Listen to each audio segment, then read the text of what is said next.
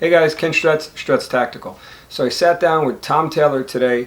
Tom is Chief Marketing Officer and Executive Vice President of Commercial Sales at Sauer, to dispel some of the myths and misconceptions that are out there on the internet about the M17.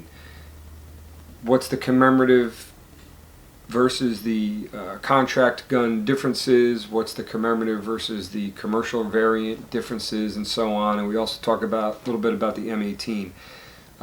As luck would have it, and I had 3 different recording devices going as kind of like a backup to the backup to the backup, and all of that said, just about everything went down in the last few minutes, cut out. So the last question I start to ask Tom, I'll kind of go over it here, and there's 1 or 2 other things that got cut out at the end. Somebody had asked about the voluntary upgrade changes. Does the contract gun have that? And the answer is yes. The contract gun does have the voluntary upgrade changes that the P320, it was made available as a voluntary thing. So to answer that question or that rumor that's out there and speculation, whatever, yes, the gun has all of those modifications in it. Another question that we got to but got cut out of the video was, can you get a taller front sight, like suppressor height sights, for use of when you have a red dot installed on a gun? And again, the answer is yes, you can. We also talked about what SIG optics will fit the Leupold Delta Point Pro cut for the slide. Remember, the contract gun, and in following that pattern, the commercial and the commemorative gun are all cut for the Leupold Delta Point Pro. And Tom talked about one of the SIG optics that's going to be made available with some modifications that I forget the model number and whatever, but there will be one coming down the pike that you can put one of the SIG sights on there and using the Leupold Delta Point Pro footprint. So there's the answer to that. The rest of them, there's a whole bunch of other questions, so stay tuned and watch. Obviously, I don't have a big production studio here. Still working on my my man cave and my kind of my YouTube stuff and whatnot. So in the future, hopefully everything will start to kind of polish it a little bit. But for now, and especially since it was a phone interview, we tried to do a sit down. I was up at SIG recently, but Tom, being as busy as he is, just wasn't available, and so fortunately we were able to get him on the phone today and do it over the phone. So hope you guys enjoy the video, and if you like what you see, just hit the like button, maybe some comments and whatnot, and thanks for watching. Alright guys, so I'm joined by my friend Tom Taylor. Tom is the Chief Marketing Officer and Executive Vice President of Commercial Sales for Sauer. Tom, did I get that right? You did, Ken. Glad to be here. Yeah, thanks for joining me. I really appreciate it. So obviously we're talking about the M17 today. Really big thing for SIG. M17, the M18. I was actually in a meeting at SHOT Show with SIG, with a producer and director and a couple of people who were supposed to try to pitch a TV show when you guys got the announcement.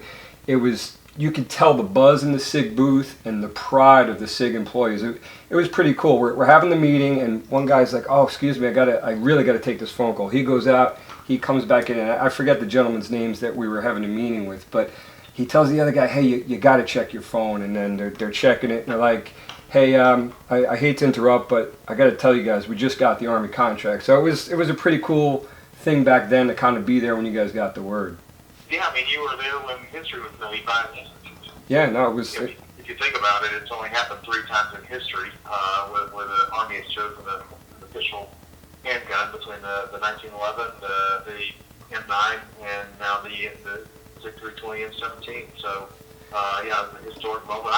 Unfortunately, I was not in the booth. Our CEO, Ron Cohen, and I were actually in Washington, D.C. for Trump's inauguration. We were invited by the NRA, and oh, wow. We were on our way to an activity that evening, and Ron got the phone call, and I was together with him, and yeah, so we were celebrating there, and we were able to share the news with a lot of people here in Washington, D.C., but I heard that the booth was quite excited, obviously, when you get historic news like that. Yeah, absolutely. It was pretty cool. So obviously the next part to that is the commemorative and the commercial editions out there on the consumer market. And unfortunately, like anything else with the internet, there's a buzz of, this isn't the gun because it doesn't have this, and the commemorative and the commercial and the contract. So maybe we can go through a little bit. Well, I'll just ask the initial question, right? And then we can get into the finer points. Is the commemorative gun, if you buy a commemorative, is that the same gun that ships to the U.S. military? So basically, yes, it is the same gun. The only real change that we made, and we made a conscious decision to make this change, the actual Army M17, if you follow the story closely, and I think people listening today are interested in the deep details, so I'll go there. Several months ago, the Pentagon issued their DOT&E report, which is a defense contract report that comes out at the end of each year, and had this sort of nasty language about how the M17 wasn't performing with especially the ball ammunition, and wasn't performing correct with the hollow point sort of combat ammunition, and it sounded really ugly. And what the DOT&E report is that it is a very black and white report at the end of the calendar year of where projects are, everything from helicopters to missiles to the handgun project. And so at that time in the process, SIG as well as other competitors were trying to tune their gun to this very specific ammo that was just this really inexpensive ball ammunition versus this really high-performing, high-end hollow point, different grain weights, different speeds, a lot of differences in these ammos. And so we spent a lot of time, and obviously we got it right because we were chosen and the guns were running flawlessly. But we felt like that tuning of the gun to make it perform specifically with those two very different ammos was not a great option for the consumer market. So could we have sold the exact same gun in the 5,000 members? We could have. But we felt like if somebody actually wanted to take their commemorative out of the box and shoot it, you were going to be in for a pretty rude awakening because the gun was highly tuned for two specific ammunition. Okay. So we went back to the gun, nothing you would ever really see, but we tuned it to make sure that it would perform normally with all kinds of ammo. So that's really the only difference in the gun is that specific piece. And then obviously the QR code is not active. It's on the gun and visible but not active, but the Army uses that. Gotcha. But it's there, and it's just a dead QR code. So otherwise it's the same gun. Pretty cool. And I am one of those guys who shot my commemorative. I've actually shot it yesterday. I think I was telling you I was going to try and get out to the range, and I did. And functioned pretty well. Slide didn't lock back one time, but it could be a magazine issue. It wasn't a mag that came with the gun. It was an older mag I have from one of my other P320s. And I think it failed to go in battery one time too, but I think it all had to do with that. It was the same magazine, so that's probably what happened there. But other than that, I only put about 75 rounds through it, and I tell you what, 25-yard groups were pretty good. The smallest group I got was with the SIG 115 grain. I ran 4 different types of ammo, including Gold Dot 124 grain plus P. Everything seemed to cycle fine. Everything shot really well. Your ammo shot, I think it was about, I have it on video, and I'll post it and send you a link, but I think it was about 4¼ inches. The Gold Dot was about 4½, and some of the other ammo at Atlanta Arms and Ammo was about 5 inches, and another, I forget the other ammo I was shooting, but that was pretty good too. It ended up being 5 inches with a flyer, and it might have actually been, I was shooting 10 rounds. If you take the one flyer out, the 9 rounds, the rest of the group there was about 3 inches. So the gun's a shooter. It's pretty accurate. I was pretty impressed. And I'll be 44 in a couple of weeks, so my eyes now, when I start to shoot at distance, I'm having a little bit of an issue. So I think a younger set of eyes would probably do even better. And I got a Delta Point Pro like the Army, is supposed to be using there. So I want to put that on a gun. I can't wait to get that out there because I'm sure the groups will shrink there. Yeah, so. well, the performance and accuracy reports have been incredible with the gun, but actually the qualification for the Army, much to our argument, was 35 yards instead of 25 yards. We found odd for a handgun, but that was the requirement, and we had to pass that. And I guess the little pickups you had, and the gun boats and the designs we had, obviously great reports. And the final testing from the Army was, the performance was beyond anything we or the Army had ever seen. At least that's what they told us. So we're pretty pleased with the function of it, and hopefully every gun's going to be perfect by any means, but by and large, we've had great reports for both the commercial market as well as the Army. Yeah, absolutely. I mean, anything man-made is going to have issues. You can probably buy a Maserati, and you get that one Maserati that's got some kind of hiccup in it. Absolutely. But you guys stand behind your products, and if there is an issue, I got a few different SIG guns, and I got friends that do, and I see them come through classes. They run pretty good, and you guys stand behind your products. So that's generally not an issue. And talking about reliability and everything, a buddy of mine's a coach for the West Point Combat Weapons team, their competition team. And I think they just got I'm assuming it's the commercial. I don't think it was an issued gun. I think the team went out and bought some guns from you guys. And they said they've been running flawlessly. Yep, yeah, we did. We actually are working with several of the military colleges. They all compete. Actually, they'll be up at SIG in the spring for the SIG Relentless Warrior Championships with the military academies, Texas A&M, and so on, PMI, all come up to SIG Academy and compete. And a number of those teams are going to be using M17's. And yeah, they're the commercial variant. Awesome. And you're talking about the different teams. Everybody knows the Army got the gun, but did the other services go ahead and adopt the gun as well? Yeah, so all 5 branches will either be using a combination of or one of the M17 or the M18. So yeah, all 5 branches are adopting, and the hard part was once the Army started taking on guns, the other branches started pushing us to ship early, and we obviously had to sort of go back and forth a little bit to control expectations as to when we could ship all the guns. Once they got the gun and figured out they liked it, the Marines, the Air Force, the Navy, and the Coast Guard also said, when do I get mine? And so we had to work with them on scheduling. So yeah, it's going to be a fast transition. One of the reasons the Army liked working with us is they said that we were the first defense contractor in their memory that had delivered early on the contract. Oh, wow. Not only early, but we were 10 months early. So wow. Once we did that, then it set expectations with the other branches. Well, I want mine now. So yeah, so it's moving fast and well, and all the other branches are going to be adopting either the M17 or the M18, which is not available commercially on you for yet. But yeah, the M18 will be coming along here shortly for both the military and commercial market. So that leads into the next question of commemorative M18, commercial. How are you guys gonna play that? Yeah, I mean, with the M18 you're talking about? Yeah, how are you gonna sell that commercially? Is it gonna be same as the M7? We'll do something very similar. We'll probably, I haven't really talked much about it, but I'm sure we'll do a matching commemorative M18, somewhat cool. Process 5,000 and serialized and all that kind of stuff. So we'll do that, and then we'll do a commercial variant. So yeah, there'll be a commercial variant of the M17 available along with the commemorative. Awesome. So I have 2 commemoratives. One's tucked away, for resale down the road, collector value, and then the one I shot yesterday. So maybe I'm probably gonna have to barter with a local gun store for an M18 with my other one. You might have to. So some of the finer points, minor details, whatever. We were talking about earlier. People like to question on the internet. So did the military remove that tamper-resistant takedown lever?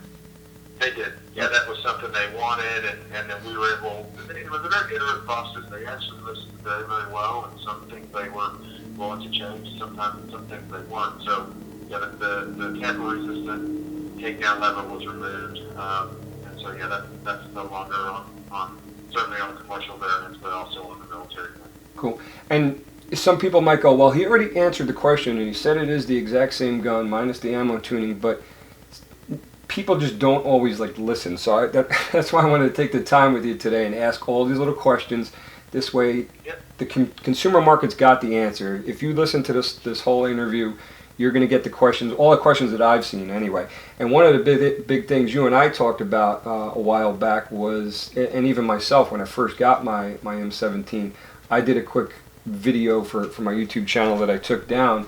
based on what Phil Strader said on interviews at SHOT Show, and you were quick to point out that, hey, that was SHOT Show, so some things get tweaked and changed, and people beat me up on YouTube, and I'm like, wow, and that's when I reached out to you. So definitely a moving target for the first few guns as we made sort of agreements with the Army on some changes. So yeah, they were definitely, what you saw at SHOT Show, was an early model, and there have been things that through the Army's change process have changed. Gotcha. And then the thumb safety slide release colors. They started out Coyote tan, and did the military go to black? Is that not true? What's the all black? All black. Okay. That was one of the changes. Was they wanted guns to be all Coyote, and again through a change order, they were able to go all black. Basically because it didn't really add anything, and it was just going to slow it down. So they were quick to realize that, and they accepted that change. So the Commemorative and the original gun shipped to 101st had the Coyote tan, but going forward, all the controls will be black for all variants. Gotcha. And if somebody wanted to switch them out for black because, well, this is what the military has now outside of the 101st, could they contact like customer service and get black controls, or? Yep. That's available through customer service. And just as a side bar, there's also a product out there called the M17's Bravo. That's a black M17.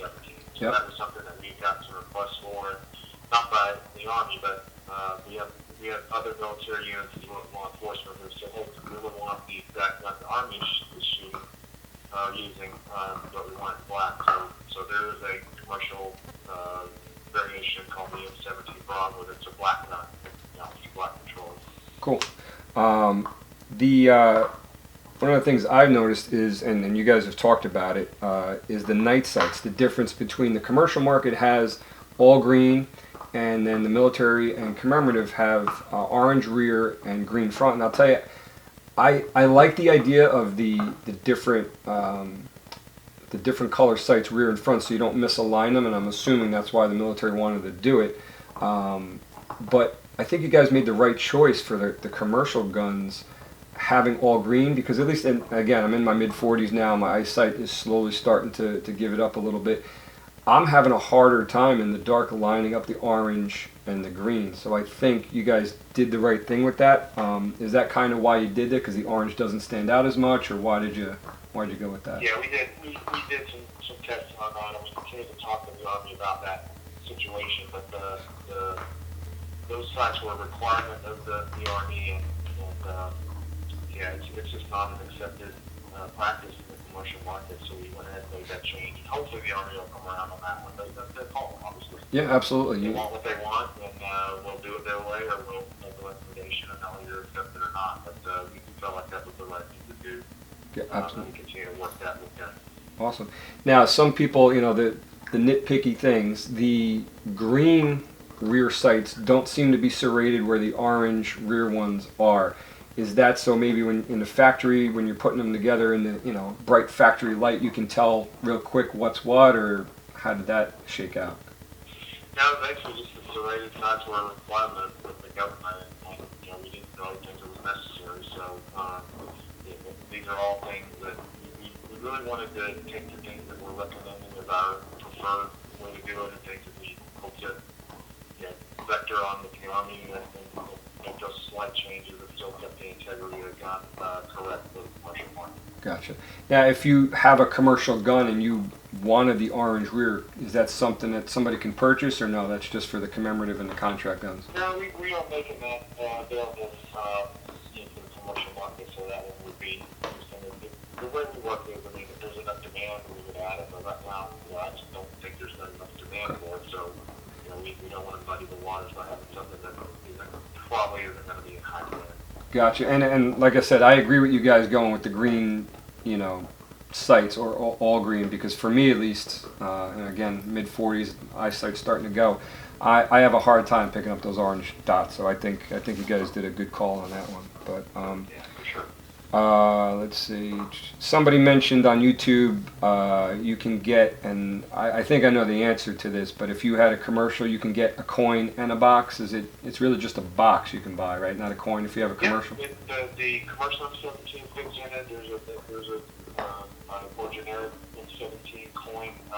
The difference in the coin is the one that comes with the commemorative, as you know, is actually matched to your serial number, so it has a specific serial number etched on the coin. So yeah, if you bought an M17 and wanted to display it, you can call in, buy the box, put your coin in there, and display it. Gotcha. Then the next question that came up, and I'm not all the times I've been up to the academy, you'd think I would have taken a 320 armorers class, but somebody asked the question, does the firing pin, or I guess they mean striker channel, have a drain hole, or just have lightning cuts in the slide? I'm not sure what to look for, so maybe you can tell me.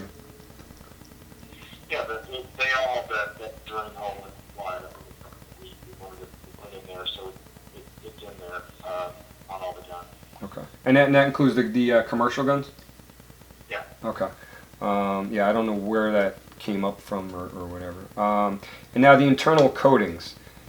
Just what are they, and what guns, commercial, commemorative, contract, have them?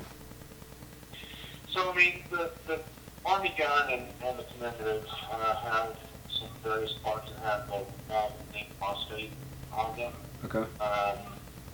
It's a very heavy requirement, a very costly requirement. And if you notice, the price of the commemorative was obviously a little bit more expensive, and those coatings are tremendously expensive and largely in everyday use. We don't think aren't necessary, so we necessarily go back and put all those coatings on the commercial gun. In testing, the Army is obviously putting out their requirements for the most extreme conditions in the world. Sure. And it just was something that we felt. So in some cases, you have to make a decision. If the world wants to buy $1,000 striker gun, if you go in and put all those coatings on them, but it just drives the cost up. So we didn't feel like it was necessary, and so it's not on the commercial variation of that zinc phosphate coatings on some small parts. Okay. Let's see. Here's another one, because you always have the naysayers, but it's probably good to just kind of go over it. And I know the answer, but does the I think it was does the contract? Let me just see. Yeah, does the contract gun, and I guess all the models of the M17. All right, so that's where the video cut out, unfortunately. But I answered the questions. There was like 3 questions left that got cut out. Obviously answered them at the beginning of the video. The other thing, and I forgot to ask Tom why they did it, but I'm going to guess the answer was, cost savings or whatever. If you look, and I'll insert a picture here that I took in the gun store where I bought my first commemorative and put it next to the commercial variant, is the slide release is a little bit bigger on the commemorative and the contract gun versus the commercial. I prefer it. It's kind of like the size of the X5, 320 X5 slide release, a little bit bigger, and versus the commercial gun has a slightly smaller one like your standard 320 would have. So I'll slide a picture in here now so you can see that, and that's it. So I hope that answered a lot of the questions that are out there. Thanks for watching. I'll see you on the range.